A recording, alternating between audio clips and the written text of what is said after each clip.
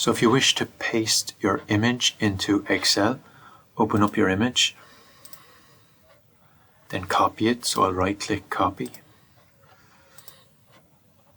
And you can click here, and if I go to Control and V, it'll say paste. But I'm having issues here. If I was to click out here and say I had this activated here, I go to Control and V, it also causes me issues because you can't paste into this formula cell here. So I go back here now, it's not flashing the line, so I'll go Control V now, and it should work. So I can make this smaller overall so I can see the whole image. I'm going to make the image a bit smaller then and pop it into this box here.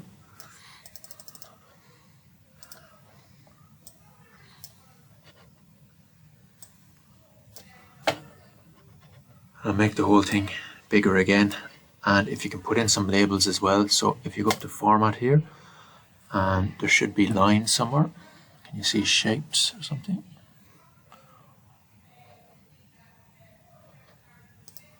Nope. Let's try insert. Here's shapes. So you can put an arrow. So you can put an arrow in here. If we've done that the right way around, we have it's a bit small, so we can right click on it and look for the properties. Format shape.